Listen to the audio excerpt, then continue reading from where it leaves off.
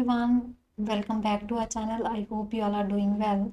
And आज की इस यूट्यूब वीडियो में हम एक न्यू क्यू कार्ड शेयर करेंगे जो सितंबर टू दिसंबर 2023 के क्यू कार्ड में से है। And the Q card is describe a bad service you received in a restaurant, कि किसी बैड सर्विस के बारे में बताना है जो आपने एक किसी रेस्टोरेंट में किसी शॉप में रिसीव की हो। एंड इसके सैम्पल आंसर के साथ मैं आपके साथ इसके फॉलोअप क्वेश्चन भी शेयर करूंगी।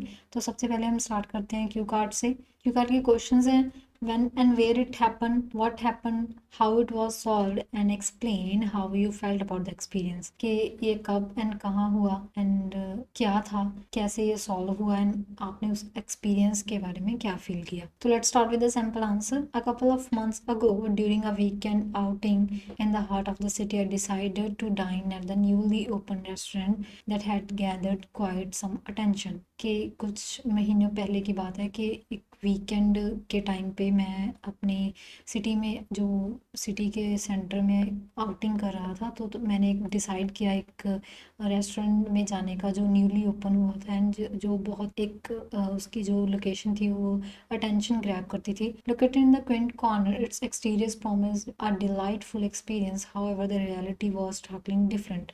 कि वो एक कॉर्नर पे, क्विंट कॉर्नर पे लोकेटेड होने की वजह से जो उसका एक्सटीरियर था वो बहुत ही डिलाइटफुल एक्सपीरियंस का प्रॉमिस करता था कि वो बहुत अच्छा एक्सपीरियंस प्रोवाइड करते हैं, बट जो फैक्ट था, जो रियलिटी थी वो उससे डिफरेंट थी। Upon entering I notice that despite the restaurant being barely half full, no staff members approach to seat us. कि जब मैंने एंटर किया मैंने नोटिस किया कि जो रेस्टोरेंट था वो आधा फुल था, बट कोई भी जो स्टाफ मेंबर था उन्होंने हमारे तक अप्रोच नहीं किया। After what felt like an eternity but was probably around 10 minutes, we managed to grab the attention of a waiter who seemed more engrossed in his mobile phone than in attending to the patrons। के फिर कुछ time बाद हमने जो एक waiter की attention grab करने में हम सक्सेसफुल है। जो वेटर कस्टमर्स को अटेंड करने में से ज़्यादा ध्यान जो उसका था उसके मोबाइल फ़ोन पे था। once seated it took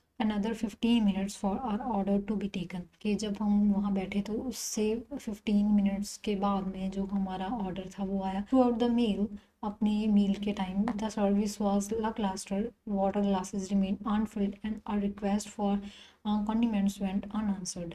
जो सर्विस थी उनकी वो बहुत अच्छी नहीं थी क्योंकि जो वाटर के ग्लास थे वो अनफिल्ड थे, हाफ फिल्ड थे, एंड जो हमने उन्हें कोई रिक्वेस्ट की थी कॉन्डिमेंट्स के लिए वो अनआंसर्ड गई हमारी। Realising that the management might be unaware of the lapses, I decided to speak to the manager. मुझे जो रियलाइज़ हुआ कि जो इसकी मैनेजमेंट है वो उसके बारे में वो अनअवेयर हैं, तो मैंने डिसाइड किया कि जो मैं उनके मैनेजर के साथ बात करूँगा। After listening intently to my feedback, he apologized profusely, explaining that some of their staff were new and still under training। फिर जब उन्होंने मेरी फीडबैक को ध्यान से सुना तो उन्होंने अपोलोजाइज किया एंड मेरे को कहा कि जो हमारा मोस्ट ऑफ स्टाफ है वो न्यू है एंड वो अंडर ट्रेनिंग है।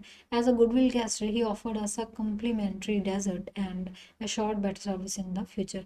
उन्हें हमें एक अच्छा विश्वास दिलाया कि वो नेक्स्ट टाइम एक अच्छा ऑफर करेंगे एंड उन्होंने हमें एक डेजर्ट, एक स्वीट्स ऑफ़र की एक गैजेट के तौर पे कि हमें बुरा ना लगे, एंड एश्योर्ड अस, और हमें एक श्योरिटी दी कि in future better service provide करेंगे। Although the resolution provided by the manager was satisfactory, the overall experience left a bitter taste। चाहे कि जो उनका जो रिसोल्यूशन किया था मैनेजर्स ने हमें वो सेटिस्फाइड किया हम उन्होंने हमें, बट जो उसका ओवरऑल एक्सपीरियंस था वो एक बहुत अच्छा नहीं था। Dining out isn't just about the food but the complete experience which in case was mattered by the poor service.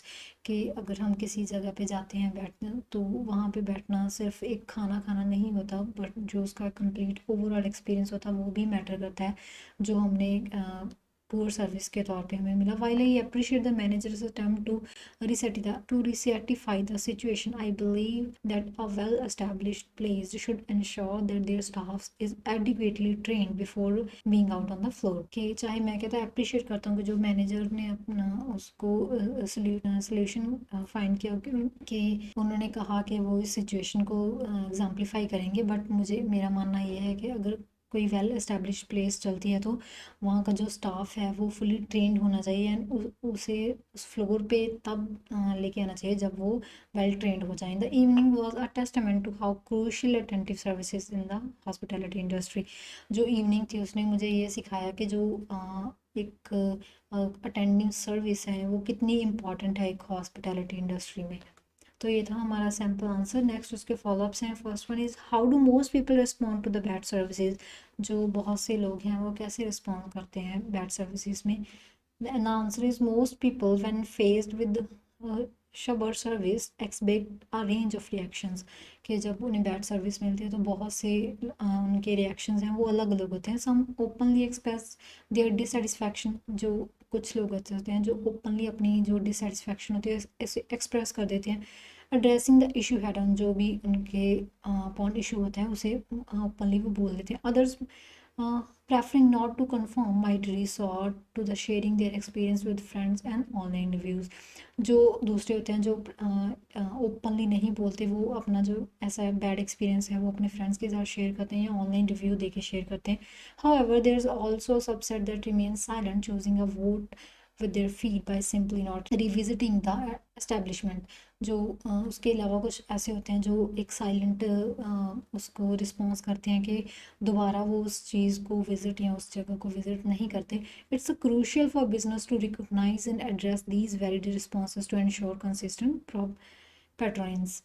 कि ये बहुत ही इंपॉर्टेंट है किसी भी बिज़नेस के लिए कि वो रिकॉग्नाइज़ करें या एड्रेस करें कि जो भी सर्विसेज हम प्रोवाइड कर रहे हैं वो कस्टमर को अच्छी लगती हैं या नहीं लगती.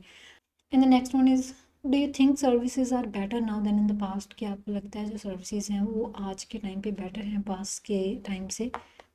And the answer is undoubtedly technological advancement and heightened competition enhanced service quality in many sectors today. कि जो टेक्नोलॉजी की एडवांसमेंट है या जो कंपटीशन हायर हो गया उससे जो सर्विस क्वालिटी है वो बहुत ज़्यादा इन्हांस हो गई है.